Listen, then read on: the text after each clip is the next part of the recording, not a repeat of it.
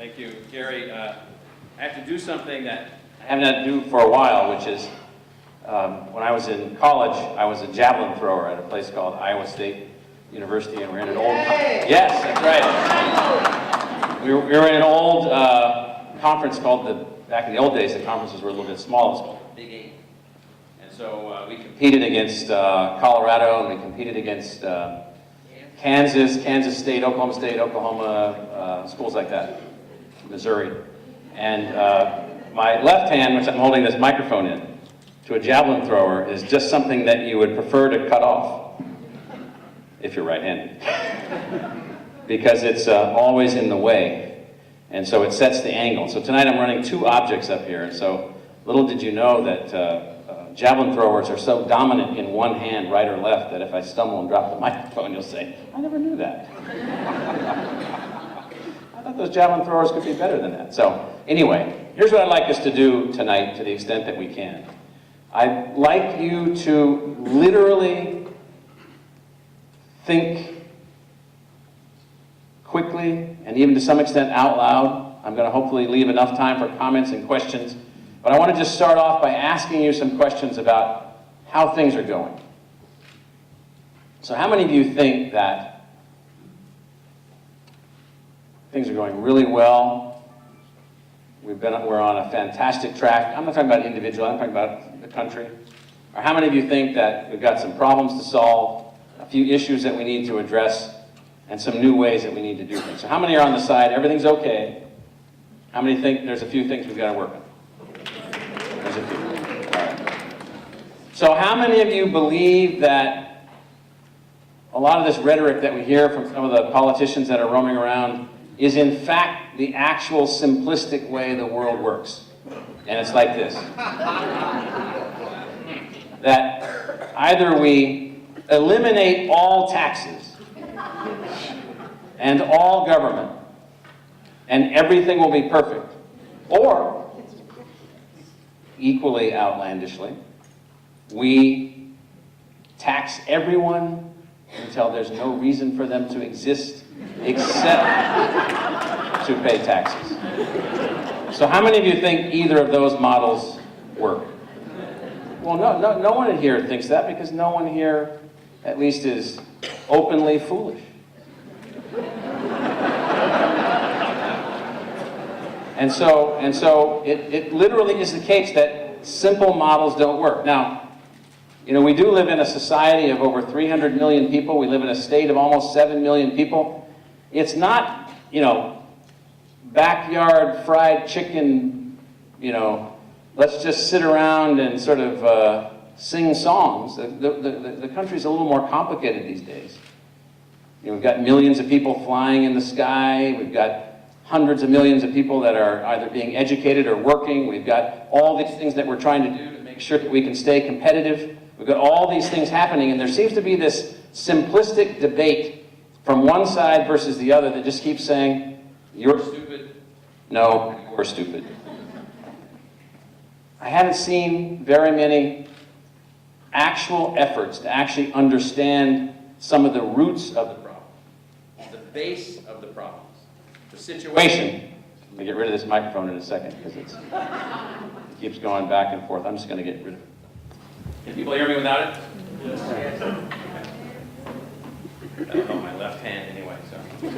So the situation is that no one is actually articulating the fact that there may actually be some design issues in the way people think about the role of a corporation, or the role of the government, or the role of the private sector, or the role of the public sector. We seem to have in our minds simple models. That somehow the role of the government is to do this, and they have to set up bureaucracies to do that. And bureaucracies have to operate in this way. And we're all frustrated with that, and I'm going to take you through a little boring lesson in the English language in a second about why they're structured that way and what they mean and what they stand for, and why they're not any longer as good of an idea as they used to be. And then there's those that believe that corporations over here are never bureaucratic, never problematic, and somehow offer all of the pathways to eternal bliss. Now, I'm going to suggest that one of the things that we're trying to do, in fact, I said to someone the other day that if I was to take the proverbial trip in front of the bus and not come back, it's called getting run over by the bus. Someone said, well, what would be the thing that you think is the most important transformation in ASU in the last 10 years? Taking nothing away from wherever it's been or whatever it's achieved, what all organizations have to morph and change and adapt to the circumstances that we're in and the circumstances that we will be in to be able to be successful. And I would say that it has been our effort to move from the concept of the university as an agency to the concept of the university as an enterprise. Now, how many of you are business people? You've been associated with business? How many of you are, everybody else shut your eyes, government people? Now, how many of you think that those are the two ways you get things done? One or the other. There's a lot of people that think that. Not many of you fess up to it here, but there's a lot of people that think that that's the way that things get done, one way or the other. And I'm going to argue that one of the fundamental things that we're facing in the United States is that we literally believe that we should be offering services to the public through entities constructed and designed as agencies. Now let's take a look at what an agency is. Now, I use dictionary definitions like this when I'm trying to get something on the screen in front of your eyes more boring than me. And the reason I put this definition up there for you is so that you can see that it is a bureau, that's where the word comes from, designed to perform a certain kind of function with a specified function as an agent of the assignee, in that case the government. Just read and process that definition. Now, the model for the design of the government of the United States, the government of the state of Arizona, the historic design of public universities in the United States has been around this. It's a bureau with a specified function. Now, Anthony Downs, don't read all Anthony Downs, he's a crazy sociologist who wrote a book like 45 years ago about how bureaucracies work. And the sad thing is the people actually running the United States government failed to read this book. Now, it's still out there. You can still get it at the U.S. Library of Congress. You can even get it right here at the ASU Library. You can even buy this book. And it's a book that actually walks people through this notion of the fact that, quote, no bureau can survive unless it's able to demonstrate that its services are worthwhile to some group with influence over sufficient resources to keep it alive. That's actually called politics. So resource allocation models that are driven around functionality, now think about that, which creates this swirling dynamic in our political situation. Now imagine this as a way in which the university operates. And it goes on to say that if it is a government bureau, it must impress those politicians who control the budget that its functions generate political support or meet vital social needs. Now, how well is that system working out? And I don't mean just necessarily the funding. How well is it working out? Well, there are certainly some cases where this is a model appropriate for functional control and functional objectives. But what if you're actually involved in an activity where your job is to create knowledge of unknown character, transfer it to people of widely distributed interests and capabilities, and to do so at the lowest possible cost so as to prepare the next generation of individuals matched with fantastic new ideas that no one else has ever thought up before, or that few people have ever thought up before, matched with new machines and new things and new ideas and new tools and new ways to do this and new ways to do that. Is that a model to do that? So the model has broken because it turns out that people have decided not to fund the universities as agencies. I was testifying today before the Senate Appropriations Committee saying to them if they could only get out of the way, we might actually be able to operate in a different modality. So Downs, I'm sorry to give you this lecture, but it's absolutely essential to the test that's coming up. So Downs specifies that bureaus are inclined toward routine and inertia. I certainly hope the United States military, for all of its vaunted and unbelievable capability, avoids the notion of routine and inertia. I certainly hope that our great universities, our great public universities, avoid the concept of routine and inertia. The last thing we need are knowledge organizations driven by routine. The last thing we need is inertia as the predictor of our outcome. But that is what these organizations do. They are routinized relationships driven by inertia, guided by political calculations, guided by political structures. Now, the political structure within the state of Arizona decided, because it had a lack of money to fund these different things, that they were going to take money away from this and money away from that, and somehow that would just reduce whatever, and it's just a very simplistic model. I'm going to try to get one point across. This approach to complex things from simplicity will lead to failure over and over and over. Institutions will not be successful. Institutions living in these simple models of bureaus and operating on these kind of political parameters, and that's why I talked about this as a design problem, including places like Arizona State University, cannot work. So what's in, just one last thing on bureaus. Oh, look at that top line. That they must conform to rules and are resistant to change. So if you structure a university around a set of rule-bound things called disciplines, I can tell you definitively that they will be resistant to change, because the very design of the universities themselves became bureaucratic. The very structure of the institution itself has become bureaucratic. Now imagine you're treated like an agency, designed like a bureau. What's your degree of high-speed flexibility when new knowledge demands are coming on, or corporations need new kinds of folks, or the technology that you might introduce to lower your cost becomes available? What would be your pickup rate for that technology? It would be slow. So I was selected as a guest lecturer not too long ago at the University of Illinois, where I was invited to come in and give the Justin Morrill lecture. They picked somebody to come in and give this lecture. Somehow they found my name in the Phoenix phone book and called me up and they said, come over and give this lecture on the future of universities and stuff like that. So University of Illinois is a fantastic university, and it was just interesting to me that a few months ago they had a fantastic vote that really caught my attention. They had advanced a thing called Illinois Global. The University of Illinois offering a global campus, but I wanted to talk to someone when I was there to learn more about it, and they said, well, it didn't exist anymore because the faculty had voted it out of existence. Now, why did they vote it out of existence?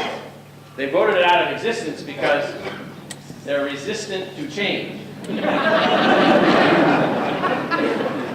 They voted out of existence because it was not something that an agency-structured, bureaucratically designed university could necessarily do. So what's an alternative? Now, these are not my words, okay? So I went all the way back to the supposed keepers of the words. In Oxford, in the dictionary, they actually put their own name on it and said, okay, an enterprise by contrast. Now, I'm talking about a university here, but I could be talking about the Federal Aviation Administration. I could be talking about the Arizona Department of Transportation. I could be talking about any of a number of entities. So I'm trying to lay down a sort of deeper thought pattern for you to sort of have a chance to embrace here. So what is an enterprise? It is bold and daring. So this is the definition. A bold, look at all these words here.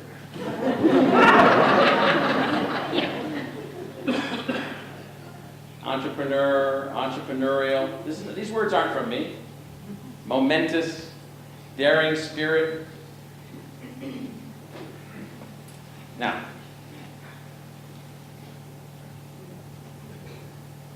how many of you believe that this is the fundamental design principles for the agencies of the United States government? How many of you believe that these are the design principles for public schools? I've heard there are some issues in public schools. I could be wrong. Everybody seems to think that it's the money, and it's this, and it's this, and it's this. It may be all of those things, but I would actually say that those things are merely the product of the function of the design. It's the design. So, an enterprise, by contrast, is bold and daring. What is an academic enterprise?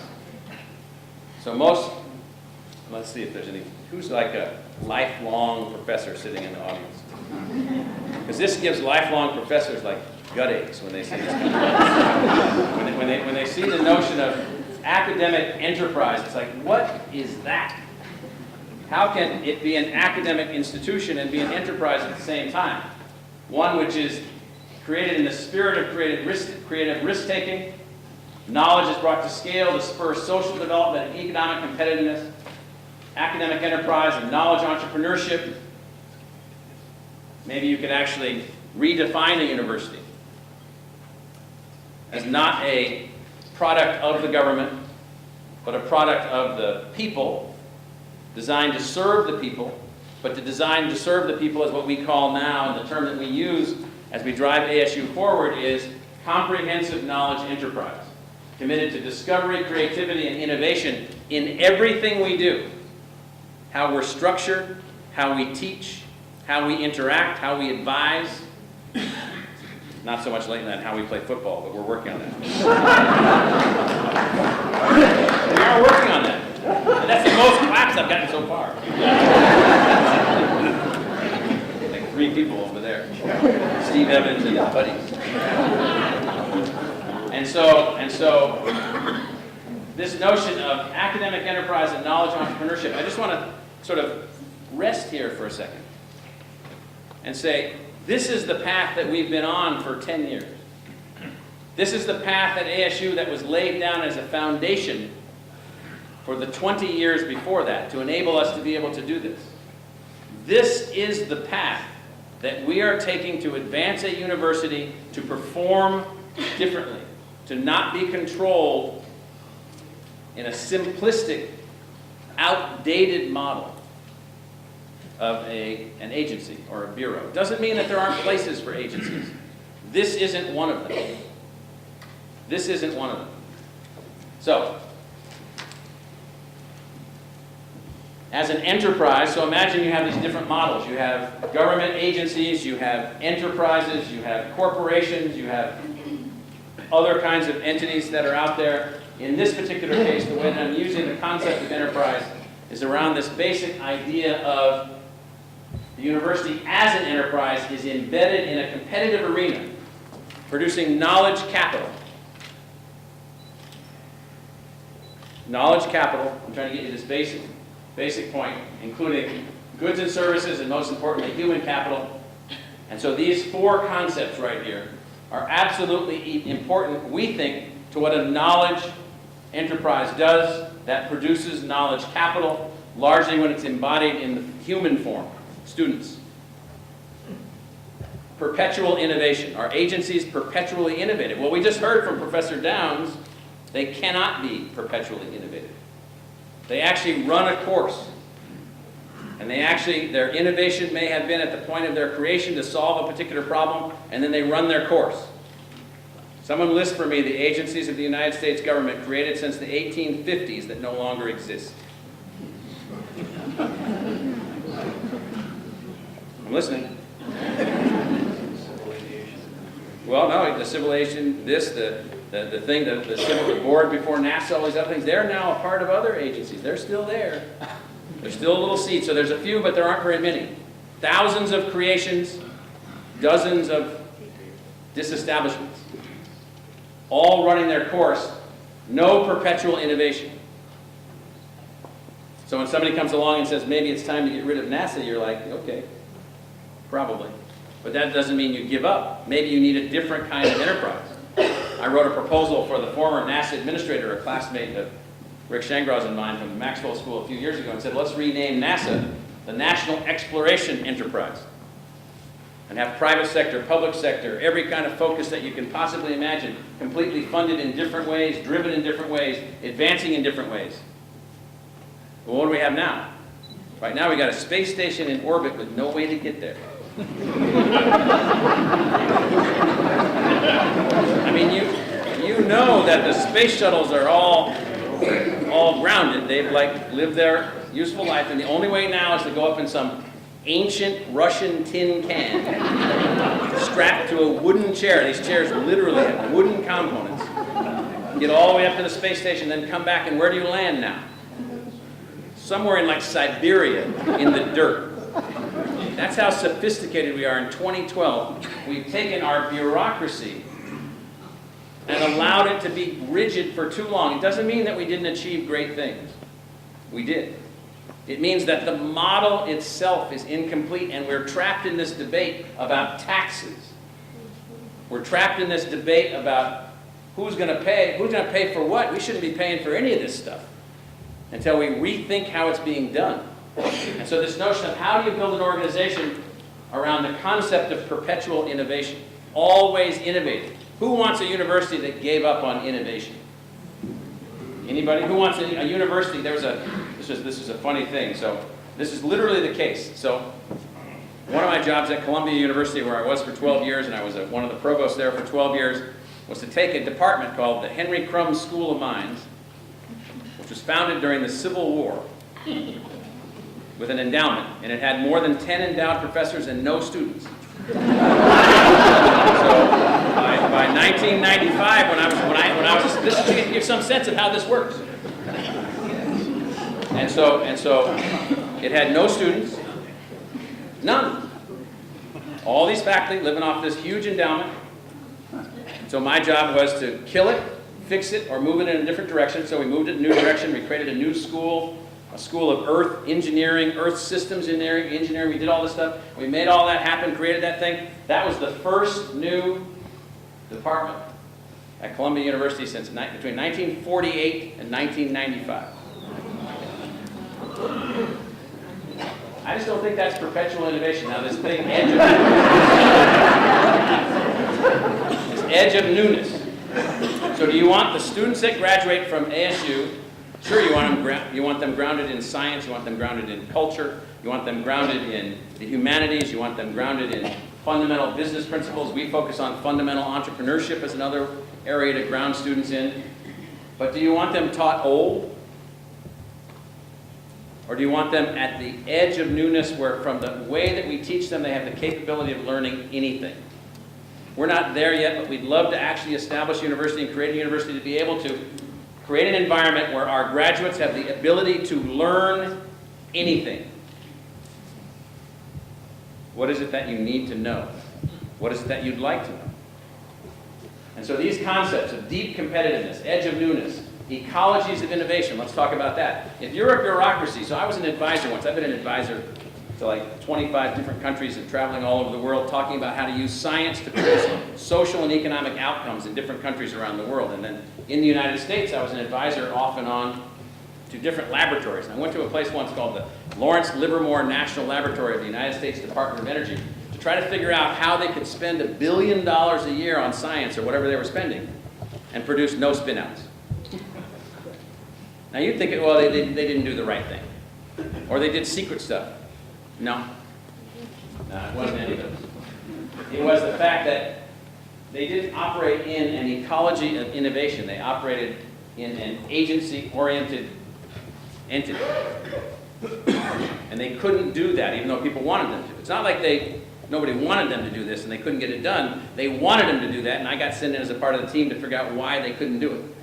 They couldn't do it because they were commanded by an agency, even though they were a group of scientists. They were under the control of these agency-oriented thinkers who had so many rules that would allow who they could hook up with that they couldn't actually create an ecology of innovation as an environment in which organizations and people learn from each other to stimulate innovation and change by interacting with each other. So now imagine, you probably already know the answer. Would you like your university to be based on an agency model or on an enterprise model? Some of you probably want the agency model. It's certainly a lot simpler. So I've had this slide for a few years, and it's not exactly perfect, but it serves purpose today. So universities started and have a lot of genetic material in us from the old Greek academies. Discourse, the whole notion of setting up scientific theories and how you advance scientific theories, but these institutions were very small in scale and were very conservative. They were very conservative. If you move upscale to larger scale in terms of impact and higher risk, we don't mean risk as in business risk in the same way, but risk as in what are you doing? Are you just a factory producing the latest political science graduate? Or are you actually being innovative in how you produce that latest political science graduate? Are you changing the way you think about teaching and learning? Are you innovating? So our model out here has said, well, why don't we try to do both? Why don't we try to be highly innovative, take actual risks, organizational risks. Enterprises can take risks. Agency can't really take risks. What happens when an agency takes a risk and fails? It's called sayonara. And you are usually scapegoated for the politicians who ask you to move in that particular direction. It happens over and over and over all the time. So in this case, how about an innovative institution capable of taking risks that can operate on a large scale? So we're calling that model, not ASU. The model, ASU is attempting to prove the model. Attempting to prove the model that this new kind of higher education institution on this enterprise platform can actually work. Now, quickly, as a knowledge enterprise, our principal product is people, as I suggest on the lower left. Our second product is ideas, and then we have products. This usually they wouldn't let me put this in the slide. It just says stuff, or you know, ray guns, or you know, things that make your brain look funny, or whatever it is. I mean, it's just stuff that we do. And so we do research, matched with entrepreneurship, matched with discovery, matched with commercialization, matched with innovation. We drive all that into this knowledge enterprise development. I'm just trying to give you a sense about how all this works in this enterprise mode, this way that we've moved away from the structure of the institution as an agency or as a bureau. And as a result, we can produce fantastic people, ideas, and stuff. Now, this is probably a little bit small for some of you to see, but we have strategic research initiatives. That is, we have a self-determined. So how many of you think, because I wrote a book a few years ago, and then my wife, Sybil's not here, but you'll understand how strange she and I are. We exchanged these books, and like, I think only 200 people ever read mine, and like maybe only 200 people ever read hers. But we fell in love around our books. And so this is my book was about R&D laboratories and what makes them work. And it got translated into Chinese, so I think more people read it over there. and it's not really high on that Amazon list. And so in R&D laboratories, one of the things I found from studying knowledge enterprises for many, many years is that they were really often slaves, if you will, in the way of a mechanical slave or an electronic slave. They were slaves to their agency masters. And so we have, how many of you know much about the Manhattan Project? World War II, fantastic technological achievement, fantastic military success. The labs that were organized, what's now the Oak Ridge National Laboratory, and the Los Alamos National Laboratory, and the Brookhaven National Laboratory, and the Argonne National Laboratory, and the Ames National Laboratory, and the Lawrence Livermore National Laboratory, and the Los Alamos National Laboratory, and I could keep going on and on and on. How many of those got shut down at the end of the war? None. How many got shut down at the end of the Cold War? You know, once the Russians had been turned from Soviets back into Russians, and so once we sort of went through that, and we got them back into that Russian box, and they knew they couldn't keep up. How many of those labs went away? Zero. They're all still there, every single one of them. And what's their strategic research initiatives? Well, it's whatever new thing that we come up with now that we think maybe they can do if they can get themselves organized in the right way sometimes. Because they are overseen by an agency model and a strict bureaucratic structural model. Doesn't mean there aren't great scientists there, don't get me wrong. But there's no self-determinism towards objective or outcomes or purpose. So ASU as an enterprise is working around areas such as sustainability right here, or working around areas such as health outcomes, like I was talking about earlier with some of the members of the President's Club. And that is, there are outcomes that we're working toward that we determine that the people interact and advisors and others interact with us, where we're moving into a knowledge market with people, into a knowledge market with ideas, into a knowledge market with stuff, where we're actually able to be responsive. Now, we have this thing in Washington. You've heard about this. I know you've heard about this. There's a budget problem there.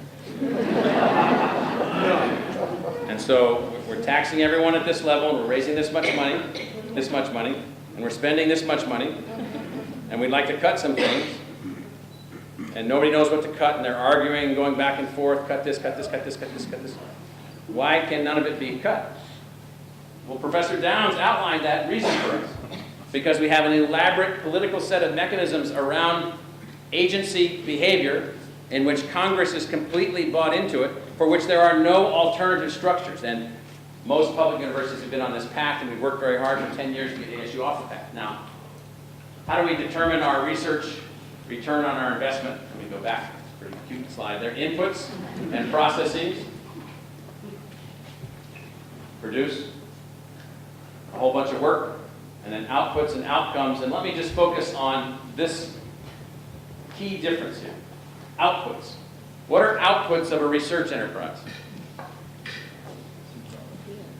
Product. New knowledge, papers, patents. What? Stuff, yeah. New graduate students, undergraduates who know how to do anything. Those are outputs, and you can count them. What are outcomes?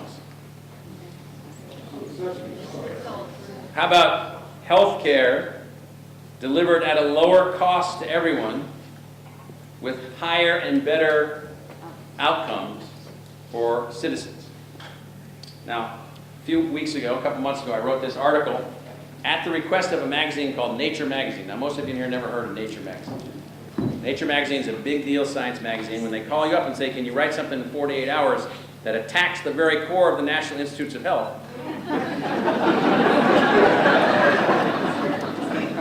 and you got to get it to us in 48 hours, I said, yeah, okay, well, I won't be able to go to Washington anymore, but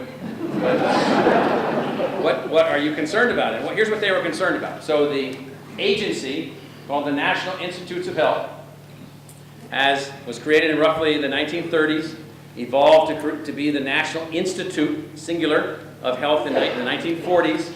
And since then, they have evolved 27 individual institutes that make up that National Institutes of Health.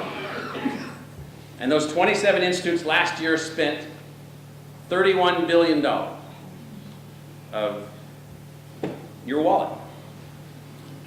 All very well intentioned. Some of it unbelievably successful and powerful scientific discoveries. But the notion was they wanted to add a 28th institute. And I wrote a little piece, just to put this into perspective, that said, please don't add a 28th institute. Why don't we go back to ground zero and rethink this thing? So I wrote an article to that effect that then got picked up by the Boston Globe and printed as the main opinion piece on the Boston Globe Sunday a few months ago. After which well, not all the mail was good that I got. So the main point that I was attempting to focus on was agencies want outputs. Outputs. I want to count them. Enterprises want outcomes. It's a different thing. So at ASU, we've tried to design the university. This is not exclusive or comprehensive, to perform research for the attainment of outcomes, where we have both outputs and outcomes. Now, you can get along into this crowd, as ASU has, by advancing this model. So we've done pretty well in terms of research. We don't have a medical school, so ASU is now ranked in the top 20 of all universities without medical schools in terms of research. And you've heard of these other losers here. Across the bottom. So we sort of know what we're doing. We got that going. We got that being advanced. And now we've been advancing on this front, which we don't think an agency model would allow us to do, because they would worry about, how can we do this? How can we have students start companies and run them inside the university? And how can we have entrepreneurial teaching? And what about this? And what about that? And politicians worried about this and politicians worried about that. We actually think that the state of Arizona has unbelievable young talent.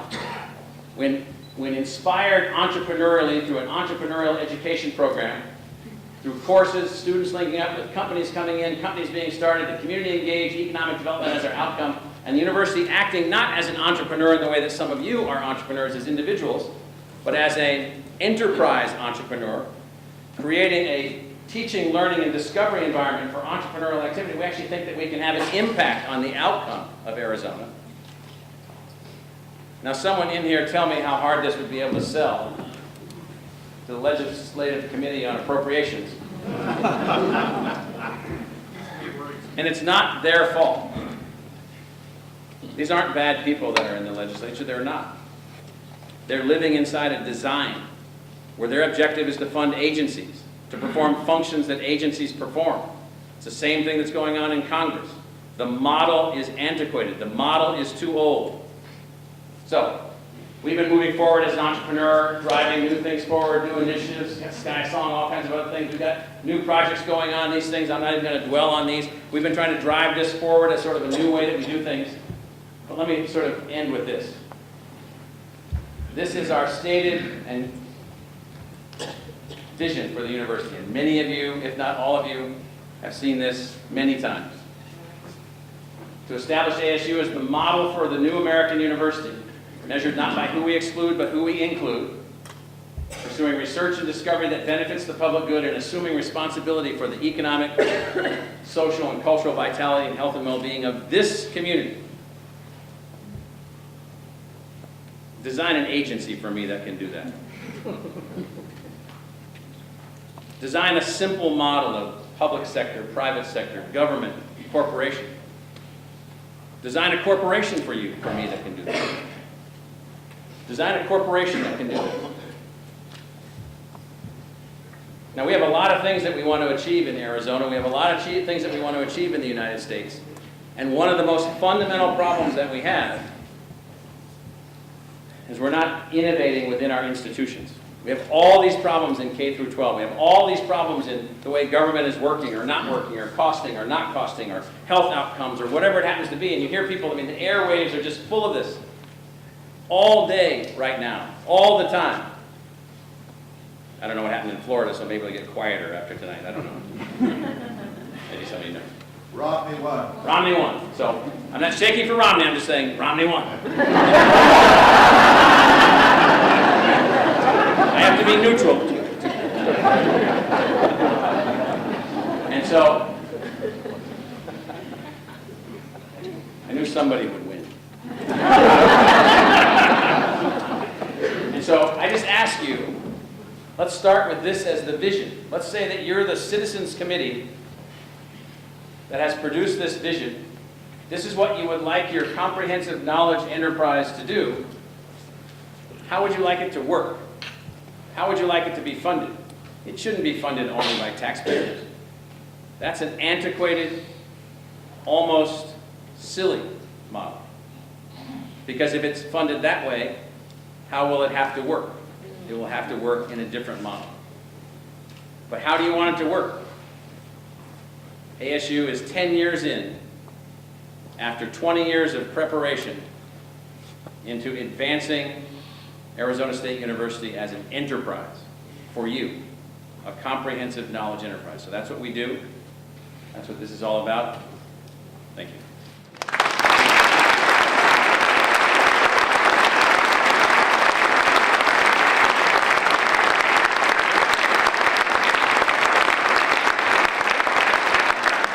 We have a few minutes for questions, and Gary or Rick, I don't know what the rules of engagement are, but if people just want to ask a question, we can raise the house lights just a little bit.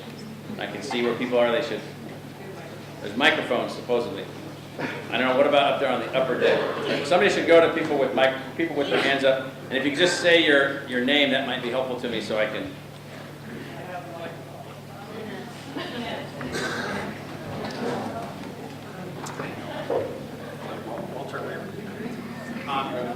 One of the, Okay. this is working as well as yours, I think. Mention two ideas. Okay. Wait, we got multiple levels here talking. Start up here first. Sorry. It seems to me that you're saying that ASU, What's your name? David Wright. Thank you, David. I work in the Illinois Hiring Center for Solid State Science at ASU. Yes. I've been here 25 years. Yes. you're saying that ASU is an innovation in innovation. Yes. And I would like to combine that with the idea that I've heard you mention before that from Joseph Schumpeter that innovation is a process of creative destruction. Yes. So given that ASU itself is constantly reinventing itself, what would you suggest is the next thing that should be creatively destroyed so that something else can replace it, and what would that be? Thank you, David. So it's interesting, I can actually see you as you speak, but the shadowing eliminates all but your head, so it's quite I mean, actually, it's just very humorous. So we eliminated 68 academic units from ASU at one level or another, and reconfigured those 68 units into around 30 or so units. And so we're doing a lot of that Schumpeterian creative destruction within the institution itself. I think that one of the things, I'll take a broad angle at your question, not so much a specific institutional thing. I would say that we should be operating with back to what enterprises do. Like I think the United States government and the government of the state of Arizona should be much more enterprise-oriented. Let's take these national labs, for example. Put them all into a pile, squish them all up and say, design me 3 platforms that can outperform these 10 platforms and get rid of everything else. Concentrate your resources, concentrate your energy, concentrate your talent, fund them like there's no tomorrow, allow them to link up like there's no tomorrow. So the point is that we haven't done enough of that. So the notion of Joseph Schumpeter, the Austrian economist who came up with this idea of creative destruction, that's not been applied in Mr. Downes's, the Professor Downes, the guy I was quoting earlier, in his logics of bureaucracy. It doesn't get applied. There is no force for creative destruction other than one that we seem to be approaching right now, which would be something on the verge of financial collapse of the government. But that's not exactly the methodology that you want to go through to have things work. And so I think that one has to do is go back and look at everything, literally everything, school districts, universities, everything, and start thinking through how they can be reoriented on new trajectories. Not everything would fit the model that I'm talking about, but many things would. Many things would. Yes. Walter Reardon. The idea of research and ideas and products and models and so on being developed at a university is wonderful. It's exactly one of the places where that should come from. But one of the things that's been a problem in the past is in transitioning that to industry and how to deal with the intellectual property and the rights, patent rights, and so on and so forth that's dealt with in how that's done. What is ASU doing to simplify that process and make that easier? So we created an entity a few years ago called, well, first, let me say that our principal product is not the technologies we spin out, it's the people in which the know-how is, the learning know-how, the ability to learn is embedded. So our principal product, 85%, 90% of our product in terms of impact is the people themselves. And that's where we put our emphasis. But along the way, our professors and our students do generate new ideas, do make discoveries, and some of those are of interest to the market. So we created a thing called Arizona Technology Enterprise. That typically, all those technology transfer shops have been highly bureaucratic. We're systematically reducing the bureaucratic drag of the way that we're working on things. We're doing faster deals, deals with little upfront complexity. We're doing blanket agreements with corporations where we have an agreement already in place, and that means technology can flow to them more quickly and more readily, and we don't have time to go through all of that today. But you can see the azte.org website, Arizona Technology Enterprise, which is based in Scottsdale, and see how they're working and how they're moving forward. And we've tried to speed the process up. We have a long way to go because we get held down by rules from who? Yeah, the government. So the government says you can't do this, you can't do that, you can't give that away, you can't do that and that way. And so we try to work our way through that. And so that slows us down a little bit, but we've learned to speed up. So we're faster than most and more effective than most in our present configuration. Yes, I don't know who's got the microphones. Stan? Yes. The question that I have is, the kids going to school, going to college for an education, is primarily one thing. So they can get out into the marketplace, get a job, and advance themselves in a society and make money and be successful. There are so many kids that graduate, and they have all this vision that you have instigated or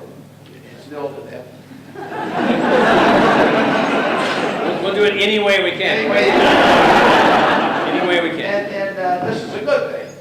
And they have they're impacted with all this knowledge that they have. They go into the marketplace, Yes. and they don't have that arena where Yes. they can use that knowledge Mhm. that they have. And as a result, a lot of them are out there waiting on tables, they're driving cabs, and they don't have the outlets to use Yeah. for the education that you've given them. Right. What is ASU doing in that regard? So a couple of things, and so I agree with that general concern, and you know, generally our statistics over the last few years are that 97% of ASU's graduates are either employed or in graduate school within 1 year, and within 5 years, numbers similar to that are employed or still in graduate school. But on the sort of path that they were most interested in, rather than an additional learning experience. So here's what we're doing. I think where we're spending a lot of time and energy is in trying to get people not to think vocationally, not to think about jobs, but to think about being able to do anything. So then they come out. Here's what happens right now. You have people coming out, they'll say my degree's in accounting, so they look for an accounting job only. Or they look for an accounting job and they want to live in San Diego. So they look for accounting jobs in San Diego, and then they come from an upper middle class family and say, well, I'm not going to take any job that doesn't have a starting salary of $65,000 a year. And you're like, you give yourself 3 strikes. You know, you're defining the space, the place, and the amount. And so it turns out that lots of students right now are going through that kind of complexity. So what we've tried to do is we're trying to help them better, advise them better, link them better, and also not have them limited to one subject or one area, but to be trained across multiple areas, multiple depths, so they're not one thing. We've said to Mary Kerner, I know she's here, our dean of the Mary Lou Fulton Teachers College, that not only is she to change who we're producing and who we're bringing in as teachers, but who we're producing as teachers, and also give a teaching certificate to 10% of all the other graduates in the university. In engineering and architecture and English and history and math and chemistry and physics, so that they're not thinking on one dimension. So we're trying to change the dimensionality and the depth of the educational experience, and we're also trying to create more, and this helps them, more problem-solving scenarios to use as a part of their learning experience in all subjects. And so this is helping us also. So we're very aware of this issue, focused on this issue, and I think making some progress. Yes, I'm just pointing. Bill Ferretti, what's been the single biggest impediment to change? What's been the single biggest impediment to change? Single biggest impediment to change. No, tenure's not an impediment to change, because tenure at ASU is not a lifelong appointment for a bunch of lazy losers. I mean, that's not what tenure is. Tenure is the ability to work on any problem or any project that you want to work on. It is to express any idea, attacking or threatening any other idea. So remember our ideas as our second objective, our second output. It turns out that in the business of ideas, a lot of you may not be in businesses that produce ideas as their product. If I'm going to attack your idea, it's not going to look good for you when I get done telling everyone that your theory was like 98% wrong. Now, it was adequate for the moment, but there's a little fighting that goes on among people that are trying to replace their idea with somebody else's idea. So tenure is meant to protect the freedom to pursue whatever idea you want to pursue and to attack any idea that's out there, because that goes all the way back to those Greek academies. That's how it works. So it's not tenure. But the biggest impediment, I would say, is this willingness to accept things as they are. It's like amazing to me. It's like we just sort of decided that the United States, a couple hundred years into our history, this is it. Now that all there's left to talk about is how much will the taxes be? And there's no new models, no new structures, no new designs, no new ways of doing things. Oh, well, no more money for NASA. No more space shuttle. And then I heard the other day that the space station Hugh Downs, when does the space station collapse? Like 2028 or 2018 or something? When did it, what? The International Space Station come tumbling into the Pacific Ocean. When it started? No, when does it come down? I can't remember. When's it projected? I think it's in a few years. Yeah, So I'm like, well, what's the plan for the next one or whatever? Yeah, it'll decay eventually. Yeah. So the answer is no plan. And so I think it's basically momentum of bureaucratic inertia is the single biggest impediment. JB? Concerning research outcome and output, the question I have concerns the example of biotech and pharma, where in the past 10 to 20 years, most of the successful outcome has come from principal structures that were working between disciplines, between academia and industry. My question is, be it for public organizations or large private organizations like pharmaceutical companies, is there any hope that you can nuke the bureaucracy? Is there any hope that you can nuke the bureaucracy? Well, so that I'm a big believer that let me put it to you this way. I would not have felt comfortable giving this talk tonight if in fact we had not done these things at ASU, if it was just an academic lecture. Who cares? Anybody can get up and say, well, let's do this way, or let's do that this way. Our team at ASU, our faculty, our staff, our leadership group, they have worked to fundamentally alter this organization from a inherited historic that is way back before anybody that's alive, the way these institutions were designed were as bureaus or as agencies, to move in a new direction. So you don't have to nuke anything. What you have to do is you have to find the people and the institutions willing to innovate. Put your bets on them. Realize that it's about helping them, so that's the way that it is. That's why we call this the new American university model. We think you can actually have a university that can be widely accessible, absolutely academically excellent at the highest grade, and impactful on our community and the kinds of outcomes that we're talking about. So let's say lobotomize, not nuke. Lobotomize. Well, that's painful. What about upstairs? In the back? Yes? What steps are you taking to improve your student retention? What steps are we taking to improve our student retention? So one of our primary objectives, the provost of the university, the chief academic officer, her primary objective working with the deans and the faculty is student retention and student graduation. And so it's very easy for schools, some of you have heard me say this before, that are highly selective in generating who's admitted to be very successful with retention and graduation. So if you only admit valedictorians, you ought to be able to graduate 95% of them. We admit not only valedictorians, we admit hard-working students who take the hard courses in high school, who are ready to do university work, who come from every family background imaginable. And it means then that we have a harder time advancing them to graduation. Many of our students come from families where, we have students actually graduating from ASU with the time of their admission were homeless, not one or two.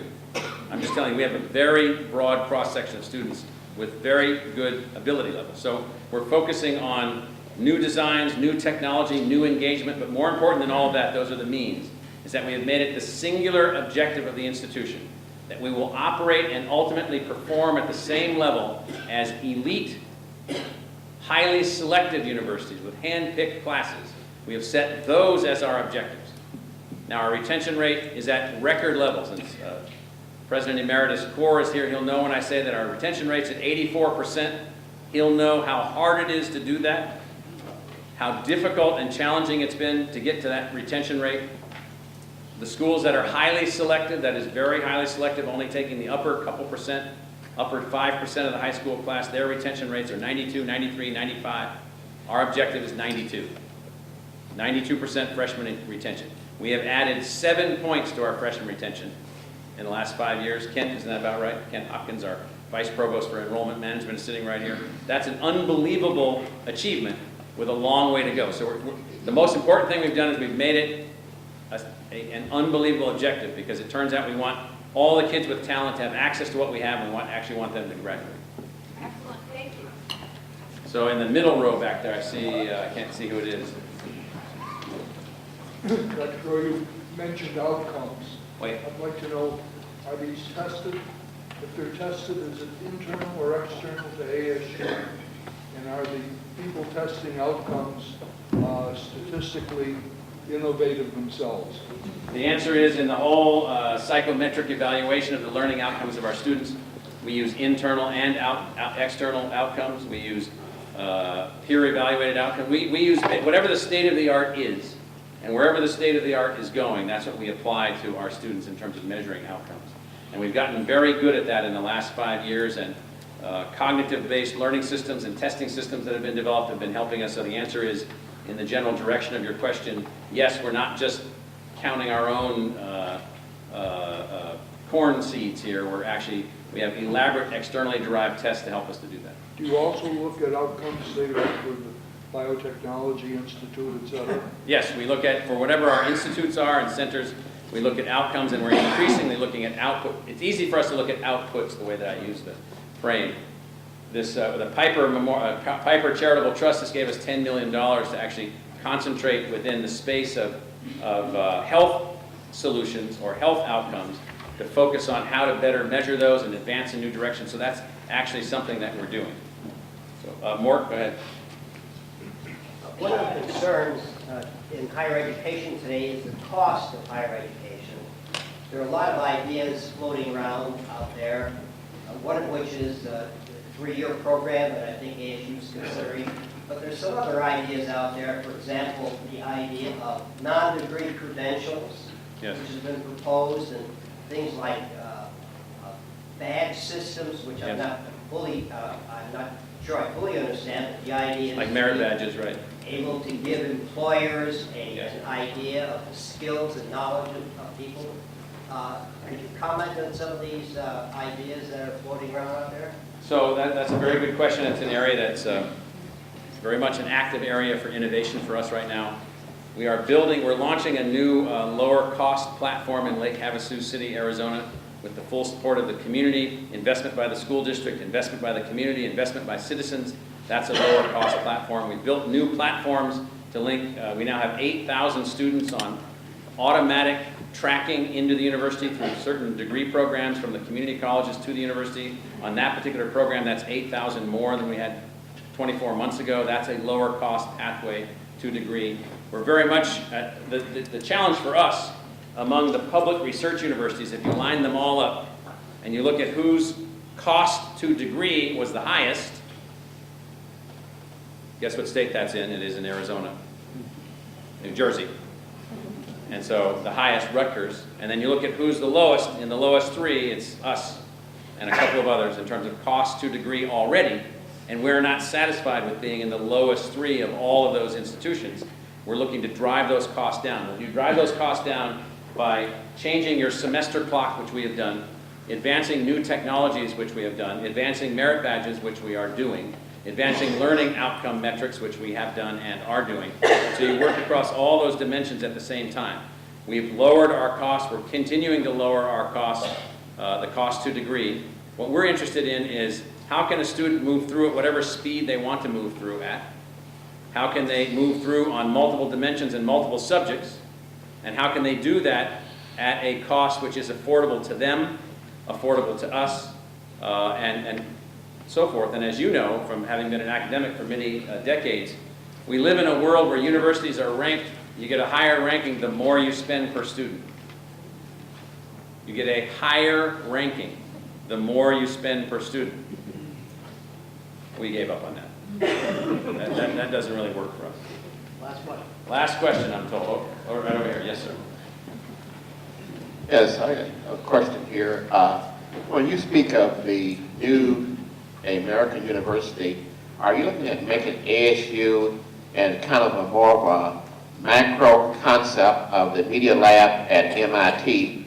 And along that line, with the enterprise and risk-taking, there's a greater chance of failure. And how are you going to be able to explain that to the Arizona State Legislature and to a certain extent maybe Congress? Yep, all good points.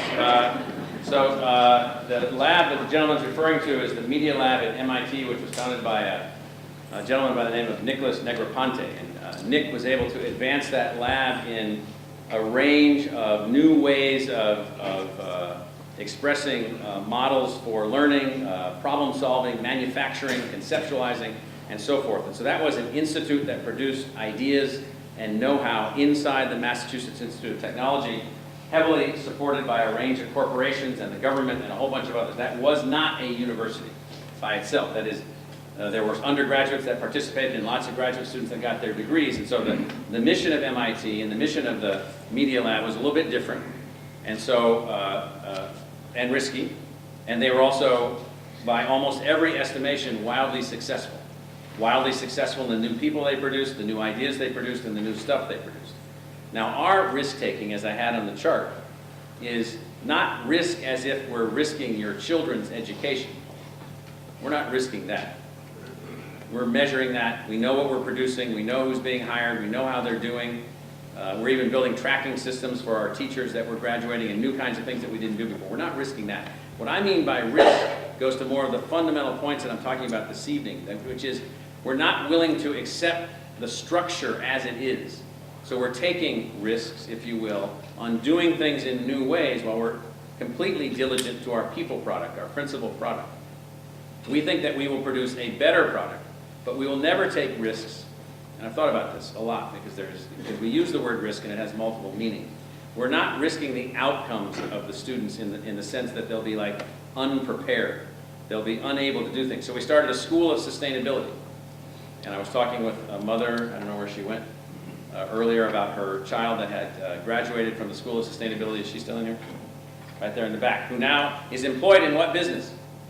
Sustainability. Sustainability. So what we heard was, and then even my brand new son-in-law, so my daughter goes to college, she comes back here, hangs out for a while, she meets this guy. And now they live together, they're married. They live together in Portland, Oregon. And he's a professor at Portland State University teaching sustainability in the School of Urban Planning and Urban Futures and so forth and so on. So we were told when we did the School of Sustainability, well, nobody would be able to get a job. Now we didn't create the School of Sustainability or the Global Institute of Sustainability to give people jobs. But we created the School of Sustainability, the dean of which is right back there, Sandra Vanderloo, I see him back there in the back. We created the School of Sustainability to create a new kind of integrated learning platform where people learn social science, physical science, engineering, humanities, a range of subjects, and they apply it to the outcome called sustainability. Now, is that risky? Yes, but our focus is on the rigor of the intellectual experience for the students and the people that we produce. Remember, we're trying to produce not a sustainability specialist per se. We do that. Or a sustainability scientist, we do that. We're trying to use sustainability as the learning environment that produces a person grounded in that subject, able to perform in that subject, who's also capable of learning anything else. And so we do that very, very carefully to avoid the risk that I think you're concerned about, and that's a very good question. So thank you, everyone, for everything.